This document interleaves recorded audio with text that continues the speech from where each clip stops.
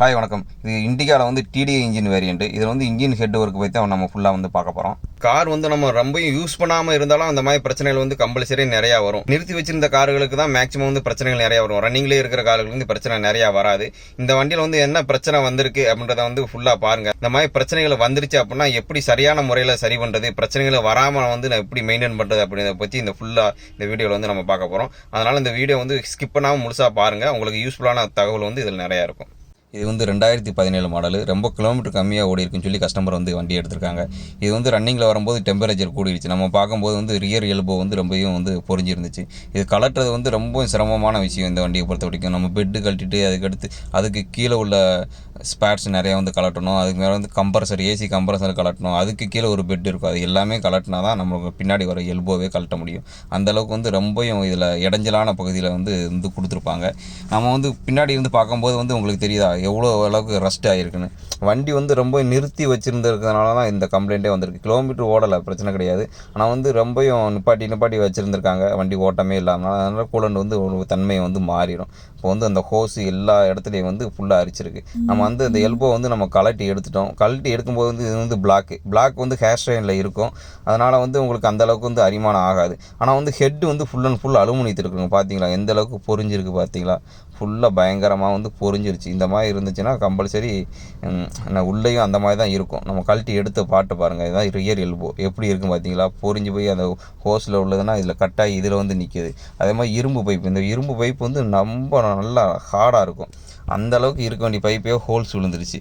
ஹோஸும் பாருங்கள் எந்த அளவுக்கு அப்படியே பொரிஞ்சிருச்சுன்னு வச்சுக்கோங்களேன். பின்னாடி அந்த ஹோஸ் வந்து அப்படியே பல்ஜ் ஆகிட்டே வரும்போது வந்து அந்த இடத்துல பொரிஞ்சு உங்களுக்கு தண்ணி வந்து சொட்ட ஆரம்பிச்சிடும்.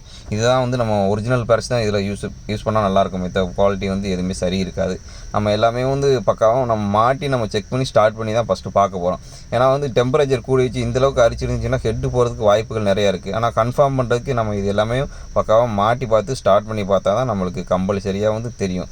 நம்ம வந்து இல்லை ஹெட்டு தான் கலட்டணும் முதல்ல எடுத்ததுமே பண்ண முடியாது. ஏன்னா வந்து ரேட்டு வந்து கூட வரும். ஒரு சில கஸ்டமருக்கு வந்து இது வந்து செட் ஆகாது. சரிங்களா? அதனால் ஸ்டார்டிங்கை வந்து கன்ஃபார்ம் பண்ணுறதுக்கு இது எல்லாமே புதுசு மாற்றி ஆகணும். ஹெட்டு வேலை பார்த்தாலும் இது நம்ம மாற்ற தான் ஆகணும். ஆனால் ஃபஸ்ட்டு வந்து தேவையில்லாத சொல்லுவோம். இதுலேயே சரியாயிடுச்சுன்னா பிரச்சனைகள் எல்லாமே தீர்ந்துடும். அதனால் நம்ம வண்டியை ஸ்டார்ட் பண்ணி பார்க்குறோம். ஸ்டார்ட் பண்ணி பார்த்து நம்ம பண்ணோம். ஆனால் வந்து சரி வரலை. அவங்களுக்கு வந்து திரும்பி பாயில் ஆச்சு. நம்ம வந்து கழட்டி பார்க்கும்போது பார்த்தீங்களா, இந்த ஃபஸ்ட்டு வாட்டர் பம்ப் எல்லாமே கழட்டி பார்க்கலாம். எல்லாமே வந்து அரிச்சு பொரிஞ்சு போயிருந்துச்சு. வாட்டர் பம்ப் பாருங்கள் எந்த அளவுக்கு ரஸ்ட் ஏறி இருக்குது. இதே மாதிரி தான் வந்து உள்ளே இருக்கும். அலுமினியம் பிளாக் இருந்துச்சுன்னா ரொம்ப மோசமாக இருக்கும். இது வந்து ஹேர்ஸ்டைன் பிளாக்னால பிளாக்கில் ஓரளவுக்கு பிரச்சனை க்ளீன் பண்ணிடலாம். இது வந்து ரேடியேட்டர் சைடும் உங்களுக்கு பிளாக் வந்துடும். இந்த இதில் இருக்கிற தூசி வந்து அதிலேயே அப்படி இருக்குன்னா அலுமினியத்தில் பயங்கரமாக ஒட்டும். ரேடியேட்டர் வந்து இதுதான் நம்ம ரேடியேட்டர் கடையில் கொடுத்து சர்வீஸ் பண்ணலாம் அப்படின்னு கொடுக்கும்போது அவங்க செக் பண்ணிவிட்டு இது க்ளீன் பண்ணவே முடியல, இது ஃபுல்லாக ஆசிட் வச்சு ஊற வச்சாலும் அவங்க க்ளீன் பண்ண முடியல. இந்த ஹோல்ஸ் இருக்குது பார்த்தீங்களா, பொடி ஹோல்ஸ், இது வழியாக தான் தண்ணி வந்து சர்க்குலேஷன் ஆகிட்டே இருக்கும். உங்களுக்கு ஹீட்டான தண்ணி போயிட்டு உங்களுக்கு ஃபேன் மூலமாக வந்து கூலிங் பண்ணி திரும்பி வந்து சர்க்குலேஷன் ஆகிட்டு இன்ஜினுக்குள்ளேயும். இது வந்து கம்பல்சரி மாற்றணும். அந்த நிலைமைக்கு தான் இருக்குது. அதனால் வந்து நம்ம கம்பல்சரி இது வந்து மாற்றிட்டு தான் நம்ம பார்க்கணும். அதுக்கடுத்து வந்து ஹெட்டு வந்து நம்ம கழட்டி நம்ம சர்ஃபேஸ் பண்ணணும். ஹெட்டை வந்து நம்ம ஃபுல்லாக கழட்டி எடுத்தம்போது பார்த்தீங்களா இதில் எந்த மாதிரி இருக்குன்னு ஒரு மாதிரியா உங்களுக்கு அந்த ஹோல்ஸ்னால் குட்டி ஹோல்ஸாக தெரியுதா? அந்த இதுனா வாட்டர் லைன், அந்த லைன் எல்லாமே அடைச்சிருச்சு. அப்படின்னா தண்ணி சர்க்குலேஷன் இருக்காது. இது வந்து ஹெட்டில் வந்து இந்த கரெக்டாக கம்ப்ரஷன் ஆகிற இடத்துல வந்து ஹெட்டே அரிச்சிருச்சு. அப்போன்றப்போ இந்த ஹெட்டு வந்து நம்ம அப்படியே யூஸ் பண்ண முடியாது. இது வந்து ஃபுல்லாக ப்ராப்பராக வந்து வெல்டு பண்ணணும். வெல்டு பண்ணி நம்ம வந்து அதுக்கேற்ற மாதிரி சர்ஃபேஸ் பண்ணி எல்லாம் செஞ்சால் தான் கரெக்டாக இருக்கும். இது வந்து ஹைட்டு ஃபஸ்ட்டு கரெக்டாக இருக்கா என்னன்னு தெரியணும். ஏன்னா வந்து ஹெட்டு வந்து ஏற்கனவே இதுக்கு முன்னாடி வேலை பார்த்துருக்காங்க. ஆனால் கம்மியான கிலோமீட்டரில் எதுக்கு வேலை பார்த்தாங்க என்னன்னு தெரியலை. நம்ம வந்து திரும்பி வந்து ஹெட்டை வந்து எல்லாத்துக்கு கொடுத்து நம்ம ஒர்க்குக்காண்டி அனுப்பியிருக்கோம். அதுக்கு முன்னாடி வந்து எல்லாமே நம்ம பக்காவாக ரெடி பண்ணணும். இன்ஜின் மேலே இருக்குது பார்த்தீங்களா, அந்த சர்ஃபேஸ் வந்து நம்ம வந்து க்ளீன் பண்ணி பக்காவாக எடுக்கணும். அது வந்து சரியான முறையில் வந்து ரொம்ப நைஸான எமரி ஷீட்டு வச்சு நம்ம பக்காவாக மட்டத்தை வந்து க்ளீன் பண்ணி எடுக்கணும். ஏன்னா இந்த ஒர்க்குக்காண்டி நம்ம வந்து பிளாக் எல்லாத்தையும் வந்து இறக்க முடியாது. அதனால் வண்டியில் வச்சு தான் நம்ம பார்க்கணும். பார்த்துட்டு அது மாதிரி ஏர் பிடிக்கணும் எல்லா இடத்துலையும். ஏன்னா நான் டீசலை வச்சு தான் அந்த சர்ஃபேஸ் வந்து தேய்ச்சி எடுப்போம் எமரி ஷீட்டை வச்சு. அப்படின்றப்போ அந்த ஹோல்ஸ் எல்லா இடத்துலையும் வந்து உட்காந்துருக்கும். ஃபுல்லாக நம்ம க்ளீன் பண்ணுற டஸ்ட்டு எல்லாமே உட்காந்துருக்கும். ஏன்னா அந்த போல்ட்டு போடுற இடம் அப்படின்றப்போ நம்ம வந்து டைட் வைக்கும் போது வந்து சரியான முறையில் டைட் ஆகாது. அதனால் எல்லா இடத்துலையும் நம்ம பக்காவாக க்ளீன் பண்ணிட்டு இந்த வாட்டர் எல்லா இடத்துலேருந்து மேக்ஸிமம் அடைப்பு எல்லாத்தையும் எடுத்துகிட்டு நம்ம பக்காவாக வந்து க்ளீன் பண்ணி எடுத்துகிட்டு தான் அடுத்த ப்ராசஸ்க்கே வந்து நம்ம போகணும். நம்ம வச்சு துணியை வச்சு தொடச்சிட்டு நம்ம ஆயில் அந்த போர்லலாம் விட்டுட்டு அதுக்கடுத்து ஒரு ரவுண்டு சுற்றி பார்க்கணும் எந்த அளவுக்கு ஃப்ரீயாக சுற்றுதா என்ன ஏது அப்படின்ட்டு வந்து நம்ம செக் பண்ணி பார்க்கணும். மேனுவலாக செக் பண்ணி பார்த்துட்டு அதுக்கடுத்து இதுதான் வந்து டைமிங். இந்த பிஸ்டன் வந்து 1வது பிஸ்டனும் 4வது பிஸ்டனும் மேலே இருக்கா இண்டிகாவை பொறுத்த வரைக்கும் இதுதான் கரெக்டாக மேலே வந்து டாப்பில் வச்சிடணும். அந்த நடுவில் உள்ள 2வது 3வது வந்து கீழே இருக்கும். அப்போ வந்து நம்ம லாக் பண்ணிடணும், கிராங்கில் வந்து லாக் பண்ணி எடுத்துடணும். ஹெட்டு வந்து இப்போ ஒர்க் முடிஞ்சு நம்மளுக்கு கைக்கு வந்துடுச்சு. வந்த பிறகு என்ன பண்ணோம்னா முக்கியமானது லேத் ஒர்க் பண்ணும்போது வந்து மிஷினில் தான் சர்ஃபேஸ் பண்ணுவாங்க. அவன் என்ன தான் வாட்டர் வாஷ் பண்ணி க்ளீன் பண்ணாலும் அந்த குட்டி குட்டி அலுமினியம் மெட்டல் வந்து இதில் கண்டிப்பாக இருக்கும் அந்த ஹோல்ஸ் எல்லாத்தையும். அதனால் நல்லா வந்து ஏர் பிடிக்கணும். ஏர் பிடிச்சி சர்ஃபேஸ் வந்து நல்லா பக்காவாக தூசி இல்லாத அளவுக்கு வந்து நம்ம க்ளீன் பண்ணி எடுத்து ரெடி பண்ணி வைக்கணும். வச்சுட்டு தான் நம்ம மற்ற வேலைகள் எல்லாமே தொடரணும். சரிங்களா? அது மாதிரி ஹெட்டு கேஸ்கெட் பார்த்திங்களா, இதுதான் டிடிஐ இன்ஜினுக்கு ஒரிஜினலாக வந்து மெட்டலில் தான் வரும். ஆனால் இவங்க என்னென்னா இதுக்கு முன்னாடி ஹெட் ஒர்க் பண்ணியிருக்காங்க கம்பல்சரி. இது வந்து அலுமினியத்தில் வந்து போட்டிருக்காங்க. இது வந்து யூஸ் பண்ணக்கூடாது. இதோட ஹைட்டும் கம்மியாக இருக்கும். அது போக உங்களுக்கு வந்து சரியான டைட்டும் ஆகாது. ஓகேங்களா? நம்ம இப்போ வந்து எல்லாமே ஹெட்டு வந்து ஒரிஜினல் கேஸ்கெட் நம்ம போட்டுட்டு ஹைட்டு கூட இருக்கும் போட்டுட்டு நம்ம எல்லாமே மாட்டி நம்ம பக்காவாக டைமிங் செட் பண்ணுறோம். டைமிங் வந்து இது ரொம்ப ரொம்ப முக்கியமானது. வந்து எல்லா இடத்துலையும் லாக் வரும் மைன்யூட்டாக. நம்ம வந்து வீடியோவில் அந்தளவுக்கு எடுக்க முடியல, ஏன்னா இடைஞ்சனால பகுதினால எடுக்க முடியல. ஆனால் டைமிங் எல்லாமே போட்டுட்டு நம்ம வந்து இன்ஜின் கிராக் பண்ண முன்னாடி நம்ம ஃபியூல் பம்பு வந்து லோடு பண்ணிக்கணும். ஏன்னா இதில் வந்து நம்ம நாசிலுக்கு வர டியூப் எல்லாமே கழட்டுவோம். அதனால் வந்து ஏர் வந்து உள்ளே போயிடும். அதனால் நல்லா லாக் பண்ணிவிட்டு நல்லா பம்ப் பண்ணிவிட்டு அதுக்கடுத்து நம்ம ஸ்டார்ட் பண்ணுறோம். அந்த ஃபியூல் லைன்லாம் இருக்குது பார்த்தீங்களா, அந்த இடத்துல வந்து நம்ம லைட்டாக செல் பண்ணும்போது இது மெக்கானிக்கல் பம்புனால உங்களுக்கு அந்த ஏர்னால் ப்ளீட் ஆகி வெளியே வரணும், வெளியே எடுக்கணும். எடுத்துகிட்டு நம்ம ஒவ்வொரு நாசிலாம் வந்து நம்ம வந்து ஃபுல்லாக டைட் பண்ணணும். டைட் பண்ணால் தான் உங்களுக்கு ஏர் ஃபுல்லாக வெளியே வரும். அந்த டீசல் வந்து பக்காவாக இன்ஜெக்டருக்கு ஃபயரிங்க்கு வந்து ரெடியாக இருக்கும்.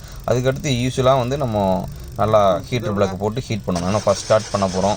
இப்போ வந்து ஹெட் எல்லாமே ஒர்க் பண்ணியிருக்கோம் அப்படின்றப்போ நல்லா ஹீட்டர் 1க்கு 2-3 தடவை வந்து ஹீட்டர் போகணும். அந்த ஏர் வந்து வெளியே போகிறதா ரொம்ப முக்கியம். இல்லை அப்படின்னா வண்டி ஸ்டார்ட் ஆகாது, கிராங் ஆகிட்டே இருக்கும். ரொம்ப நேரம் அப்படியே கிராங் ஆகிட்டே இருந்துச்சுன்னா உங்களுக்கு செல்ஃப் மோட்டர் வந்து அடியாகும். நான் பக்காவாக வந்து நம்ம எல்லாத்தையும் ஏர் எல்லாத்தையும் ப்ளீட் பண்ணி முடிச்சு நம்ம வெயிட் பண்ண பிறகு தான் அதுக்கடுத்து நம்ம எல்லாத்தையும் தொடச்சிட்டு நம்ம ஸ்டார்ட் பண்ணி பார்க்கணும். இப்போ வந்து நம்மளுக்கு வண்டி வந்து அந்த ஸ்டார்டிங் ரேஞ்சுக்கு வந்து நம்மளுக்கு ஸ்டார்ட் ஆகிடுச்சு. ஓகேங்களா? இந்த மாதிரி ஒர்க் வந்து நம்ம அவேர்னஸ் எடுத்து தான் பார்க்கணும். இந்த ஹெட்டு கம்ப்ளைண்ட் வந்துருச்சு அப்படின்னாலேயும் மேக்ஸிமம் அந்த சர்ஃபேஸை வந்து நல்லா இடத்துல கொடுத்து ப்ரூவ் பண்ணுவோம். இதில் வந்து ஹைட்டு வந்து கொஞ்சம் கம்மியாக இருந்துச்சு, அவங்க வெல்டு பண்ணி ஹைட் வந்து லெவலில் கூட்டிக்கிறாங்க.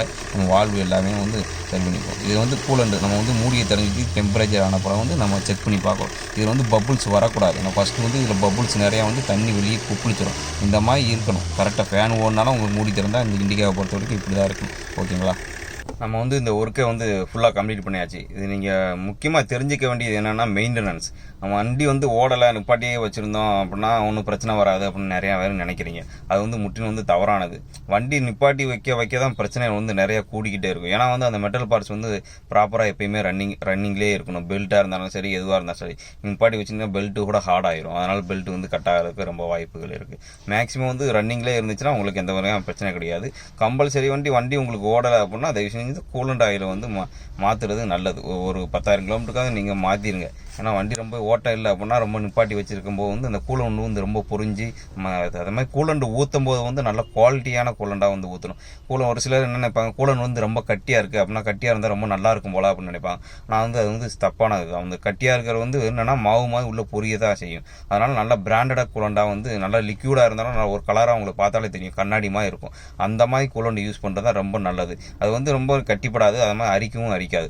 உங்களுக்கு வந்து ஒரு என்ன சொல்கிறது, அந்த ஒரு லெவலை வந்து கரெக்டாக வந்து மெயின்டைன் பண்ணணும். அதனால் இந்த மாதிரி சின்ன சின்ன மெயின்டெனன்ஸ் வந்து நீங்கள் சரியாக பீரியாடிக்கலாக வந்து நீங்கள் பண்ணிக்கிட்டே இருந்தீங்கன்னா உங்களுக்கு வந்து இன்ஜின் நல்லா லைஃப் கொடுக்கும்.